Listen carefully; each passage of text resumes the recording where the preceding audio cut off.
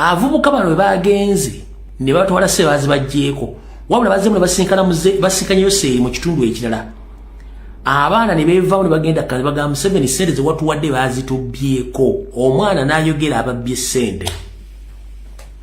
Museveni kye yakoze teyagambye nti yabbye sente yali ludda mu mundeetere wano abyogera yagambye mugambi baana mujje wano muli bameka nti tuli gurupu 2 tuli abantu bameka bantu 10 n'abwa miliyoni emwe nga tasobodde kuyita ye yabbye sente ziri kumukunya nti wachi wabbye sente sente wazituwale bazitubyeko n'ababuuza ani yazibbye ne boogera amanya ge yazibbye mwanaleko fuludoti nga z'okuyimiriza abaana board naffe bagamba kati byogere Museveni bagamba buli bameka tuli gurupu 2 tuli abaana 10 ne bagamba mujje buli omu n'amwa miliyoni 3 naye nga tasobodde kuyita kugamba nti eyabbye sente zino ali ludda wa muleete wano nganza akulembera eggwanga no mumuleete wano ambuulire lwaki ajeemera ebiragiro byange oyo aba akyasobola kitegeeza nti someone can easily come and take your property. You don't have any right to go and report anywhere. Someone can easily kill you without a trace or without any record. Someone can easily grab your money from nowhere na agenda nga toina wogenda muwabira kubanga system eri rotten from down mukitegedde bulungi awo nvudde nga sinayita mu comrade wange nabadde newaza okwogera ku nsonga zino ez'omukulu eyafeza abaana wabula kanzogereko bwenti kijja kubabeerera kizibu nnyo ababbiddwako sente zammwe zifuna lwaki eyababbi temumanyi eyababbi abadde data collector office mwe yababbidde kizimbe kya musajja wa State House Jeno Mulamba bana yabadde coordinator w'omuvubuka oyo ngero omuvubuka oyo data ina gwabadde akuŋŋaanya gwabadde wa state nga state ekimanyi nti abantu bangi abenkyukakyuka baagala fuluma ggwanga ng'akimanyi nti operation za national platform weza zigenda kuoperatingira bweru so yateekawo omuvubuka oyo okucollectinga data w'abantu abo naye wetwogerera omuvubuka oyo yalimu okufuna crucial evidence ne data alaga abagenda okufuluma eggwanga ne bagenda okukola data yamubula so data bwamubula nga takyalina wagenda kujja visa yabadde alina okubabba era muyinza okufuna omukisa state nemwefuulira olw'ensonga nti bamuinvestinga mu sente nyingi nnyo to operate naye teyabawa information gyalina kubawa so gavumenti omwesasuliza eyinza omumukwata nemuteekayo naye nga talina information data gwe bali baagala ajagiwe tebambawa teyagibawa so mukitegedde bulungi lwaki njala sooka kutereezaamu osooka otegeere bwe comrade ali kuno olita kugamba nti agenda kufunira omulimu agenda kufunira job offer e Canada ng'ovaana Uganda ng'ofunye omulimu ogenda Canada tekisoboka, it is impossible. Olita gamba nti alina job offer mu Europe ng'agenda kufunira omulimu direct ng'ova Uganda tekisoboka, ebisobola mu Middle East so simusi z'abazungu ebere mu America, it is impossible, tekisoboka. Kati njala kubuuza mu kigambo kimu nebera mu Middle East era waliwo ekigambo kye muteetegerezanga kyekiriwo wano mu economics gwe musoma bagwe basoma waliwo embeera gye tuyitamu okubuulira abantu obwetaavu bw'ekintu nti bwe buyimirirako obungi bw'ekintu ekyokubeerawo mu market bakiyita the demand determines the supply, nti obwetaavu bw'ekintu mu katale bwe businziirako abafulumya ebintu ebyo okubifulumya mu bungi. Kati mumpulirize mu Middle East wokka kampuni ezitwala abantu okukola emirimu tezikyalina demand y'abakozi mu nsi ezo, naye tezisobola bagamba mu Uganda tetukyalina mirimu nenga eri gye zitwala abantu demand yakende obwetaavu bakozi bwakendeera. Kati bo ku ground basigala balanga mwabalina opportunity abalina sente nemugenda ku companies ezo nemuteekayo sente nemukola ne interview ne buli kimu nenga tebabudde nti batwala tekola ki teri mirimu kyokala mubeera bangi nye Kampala nga mutaddeyo sente zammwe nga musubira temugenda okugenda nenga gye mugenda teri olw'ensonga tekyali demand ya mirimu. Kati wava obuzibu kati chovola nti company ziranga nnyo ne zikunganya sere ne ziggala olw'ensonga temusobola kumala kukola due diligence kwetegereza tiye newankubadde ensi z'abawalabu zeetaaga nnyo abakozi kijja kitanga tulina company ezisukka mu 10 zonna nga zitwala abantu zibatwala abawalabu bagenda kuggwa tebakyasobola kukola kikino ekyo bakiyita demand determines the supply. So the demand of workers in the Middle East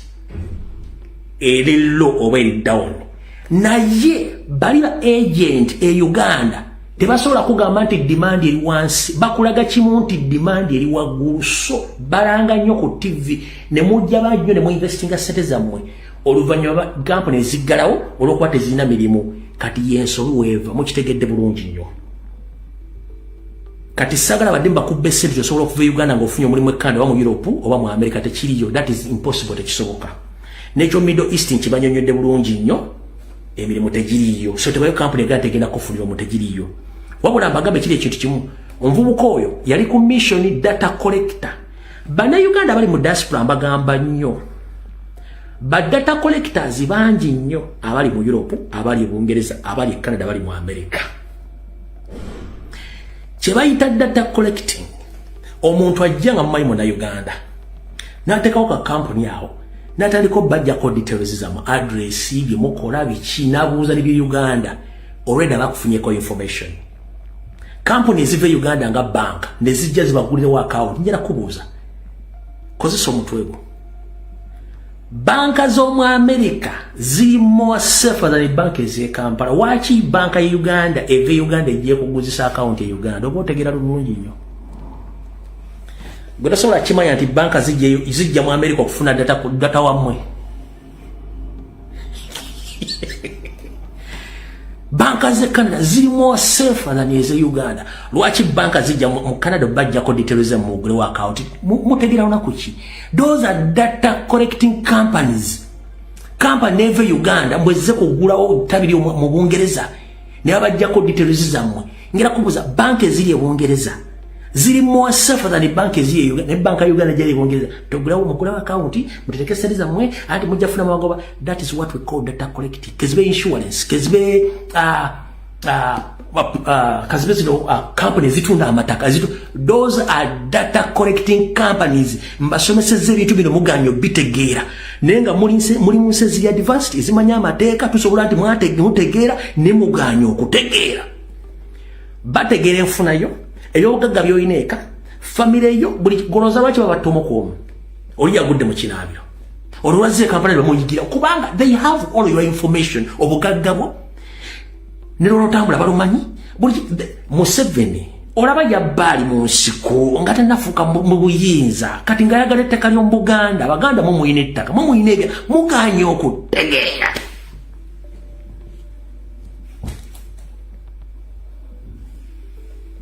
mbasomeseza muganye okutegeera n'olumu lwengana okujja kuluvanga nti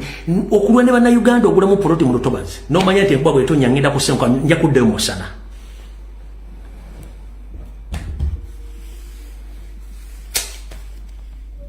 mulowooza sina byakukola oba tebalina byakukola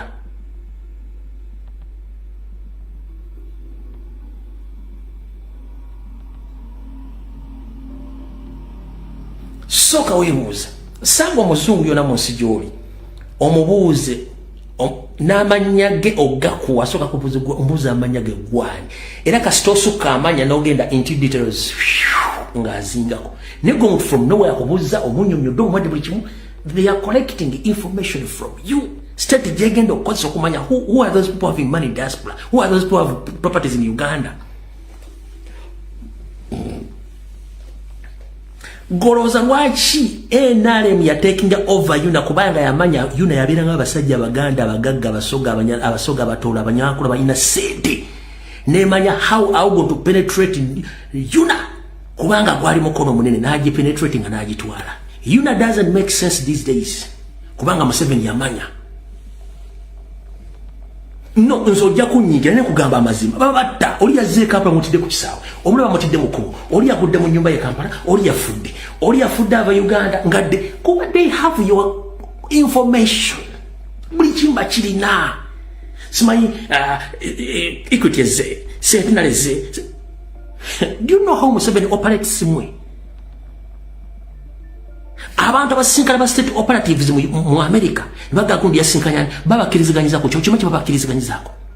mugenzi muyuna mutudde abakungu mu government bazze babadde muyuna mumanchi bakiriziganyiza ko behind the doors bakiriziganyiza ko kuki kubaka etamwena ani ali na sente zikola zitya zitambula zitya ekyo nakyo muganyo kiteeka mu bwongo bwamwe abantu abafa mu nfetali tebafa nti beyagalidde no baba yinako data yenna muganyo kutegeera so Computer Comrade Strike Machine